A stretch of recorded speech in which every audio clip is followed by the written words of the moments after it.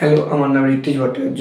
আমি Krishnanagar 1 government ITI কলেজের electrician ট্রেডের ছাত্র। তো আজকে আমি আমার প্রজেক্ট ক্ল্যাপ সুইচ সম্পর্কে কথা বলবো যে এটি কিভাবে কাজ করে এবং এটি তৈরি করতে আমার কি কি জিনিসের দরকার লেগেছে।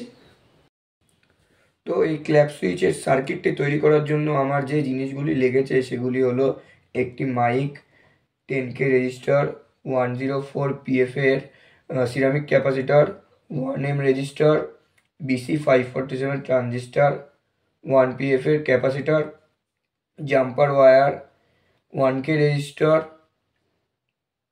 একটি এলইডি লাইট, একটি সুইচ, 3000 mAh এর ব্যাটারি, একটি 4 ভোল্টের এলইডি ও দুটি কপারের তার। তো প্রথমে আমরা সার্কিটটিকে চালু করার জন্য এই সুইচটিকে অন করে নেব। সার্কিটটি অন হয়েছে কি না বোঝার জন্য এখানে এই এলইডি লাইটটি দেওয়া হয়েছে। যদি এটি জ্বলে তার মানে সার্কিটটি চালু আছে। এখানে প্রথমে এই মাইকটি আমাদের ক্ল্যাপের সাউন্ডটিকে সেন্স করছে এবং এরপর সেন্স হওয়া সাউন্ডটি সে এই সার্কিটে পাঠাচ্ছে। তারপর ব্যাটারি সোর্সের জন্য এখানে এই এলইডিটি জ্বলছে। এই কারণে ক্ল্যাপ করার পর প্রথমে এই লাইটটি জ্বলছে এবং আবার ক্ল্যাপ করার পর লাইটটি অফ হয়ে যাচ্ছে।